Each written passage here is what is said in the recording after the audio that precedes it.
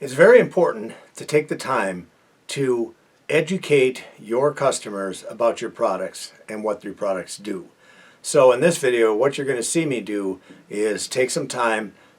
It just takes a couple of minutes. Talk to the customers, let them know what our product is, what it does, and what they can expect from it. So in this video, woman's concerned about the rain washing off our product. You hear that a lot. You hear it all the time in the field. People don't think you should be spraying because it's going to rain in a few minutes, or it's going to rain in an hour, or it's going to rain tomorrow.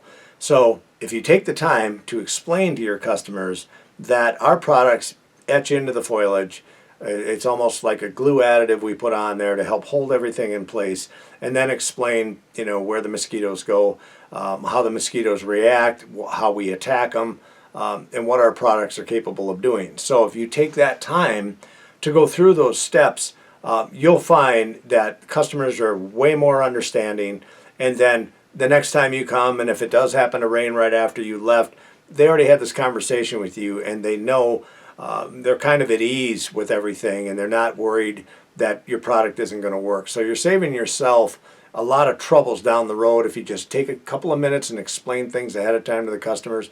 And one of the things that we do too is there's a welcome letter that we put out for all of our new customers, and in that welcome letter we explain to them all these different things about how our products react, what they do in the rain, so on and so forth, and it really tends to put the customers at ease. Hi there. How's it going? Good, how are you? Good. That's good. No rain yet. We're happy about that. I know, isn't that something this year? Well, I mean, we need rain. No, there's always, it rains all the time, and we thought it was going to rain all day today. Yeah. I was like, no. So I'm like, hopefully he'll come in the morning, and we don't have rain yet. We try to work around these storms all we can. Oh my God. But our products actually etch right into like the leaves and everything. Right. They etch right in almost instantly. So even if it rains, even if it rains, it doesn't matter.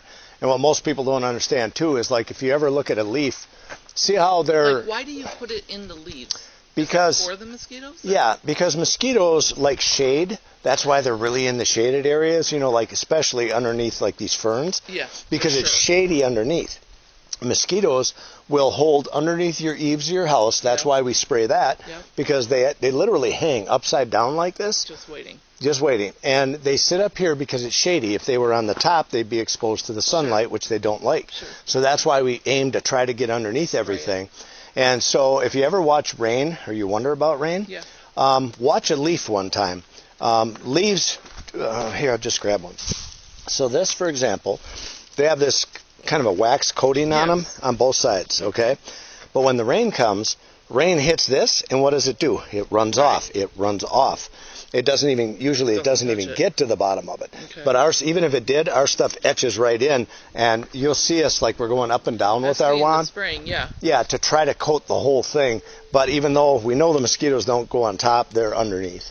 And they only, I always thought they were kind of surface-ish, like with standing water and stuff like that. They do go to the standing water. That's where they hang out. That's where they hang out. They'll go to the standing water to A, drink, and then B, lay their eggs. So, and that's why we use like insect growth regulators if we have bad area like standing water. Yeah, we don't have it. Yeah, so yours, they're coming in, and when they land on the foliage, they die. Since we've had it, I mean, last time, I don't know who, I think she said Jeremiah or somebody, I think whoever looked at the thing said that, so it was here. Amazing. And we've been here, and we've not had anything, and we've sat out on our deck, and normally in previous years, you're like, I'm going in. Yeah, as soon as dust starts to come. Really, and you think it's weird because you would think they'd be over there. They're going to obviously come over here. Yep. But they'd probably just stay there. It creates a barrier because what happens when they do come in towards evening, they come to the edges like this because now they can come out and play. They're looking for the blood meal. Yeah. So they come out here, and as soon as they land on the foliage, they're waiting for something to come by they can get the blood meal from. It absorbs into them, and then they die. So as they keep coming, that's how it goes. Yep. Okay. As they keep coming, they they land in the foliage. When they do, they drop over dead. And plus, there's a smell that goes off. That's why we create like a barrier, like a square, so that just the smell itself they claim, and I don't know how they came to this, but they say a mosquito can smell 10,000 times more than a human. I believe that. Yeah, and they find us very quickly. Sure, yeah, exactly. So they can find you like from a quarter of a mile away. They can hone in on that carbon dioxide that's coming out. Here we go. Yes, yes. So that's why sometimes they come in off the lake. And the best thing you can do, if a swarm comes in off the lake, go in the house for 10 minutes. They will land on the foliage because they can't stay in the air very long. If you ever watch a mosquito, he'll hover They do land. and then he'll land. Yeah, even if it's in the house, they don't move around. They Yep, land. they have to land. They're not that strong, you know. Okay. So, yeah, just go in the house for a few minutes. They land on the stuff we sprayed, and then they're dead. So that's how it works. Thank you. Oh, you're welcome. And I'll say, our other dog passed away last year from a tick bite, and it had the medicine. Same thing. Yep. And we didn't know. We figured, they get the medicine. They were twins. And we're like, they get the medicine, blah, blah. It was 6 months later, we were back in Arizona, and she's like, she was having seizures. Sure. And there were 3 signs. I forget what they were. Something with the eyes, the seizure, and something else. And she said, we tested the blood. She's got such and such antibody. Mm-hmm. Were you up north? And like Flagstaff. I go, no. I go, but we have a cabin in northern Wisconsin. And she said, they're there. They're up. This particular one is there. Sure. And she said, there's not much. It was already 6 months. Mm-hmm.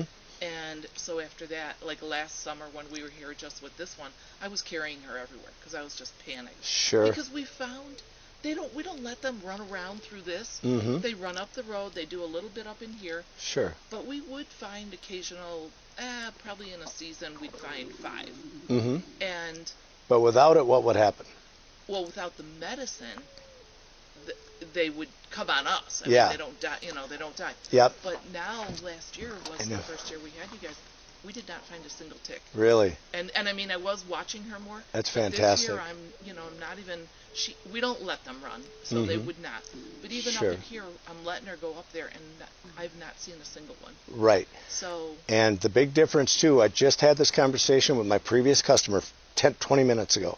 And she told me, she said, if you really think about it, she's like, they have the pills you can give the dogs now and all that. She's like, who wants whatever medicine, whatever poison they're using to kill the ticks? Yeah. Who would want to take that and have it in your dog? And she's like, and even rubbing it on. Because if we rub something on our skin, it absorbs. Oh, for sure. Yeah. And the only reason I couldn't put the drops on the 2 of them was because they'd sniff each other, and then I tried that one time, and they were just, they couldn't even stand it. Yeah. So I did the pill, and then found out that, that kills the tick, but it doesn't kill the disease they bit them with. Right, yeah. So what have you gained? Right, right. Better So off to now we're just kill them. And Yeah. yep. And not only that, like I said, our stuff etches in. That's why we say just let it dry. Just give us 5 minutes and let it dry. Yeah. A day like That's today. what I said. I'm like, get her back in there. Oh, sure, yeah. And we always watch out for for them. them. Dry pretty quick, and Absolutely.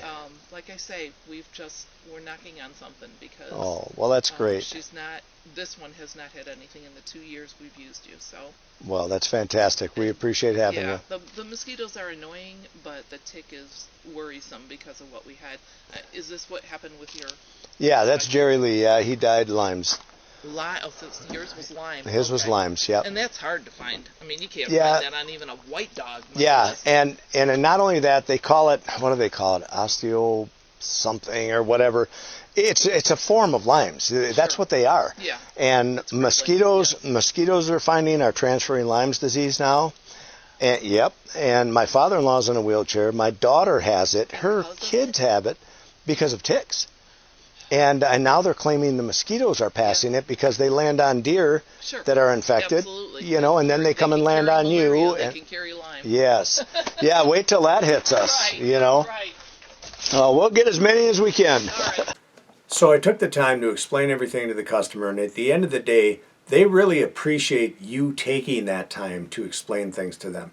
Because for us, we tend to sometimes as technicians, we think that the customer should know what our products do or how they react to the weather and the environment and the bees and the birds and all that stuff. We take it for granted that they should know these things. They don't know these things. So by taking those couple of minutes and taking the time to explain it to them, you've really helped benefit your business because now that customer feels more connected to you And they're not so apt to fire you either, because they know you're a genuine person, that you know what you're talking about, and you've explained everything to them, and they really appreciate that. So I highly suggest, even though it's time consuming, take a couple of minutes for every customer, walk them through the steps, your procedures, and you will find that more and more of these customers will stay with you because of that.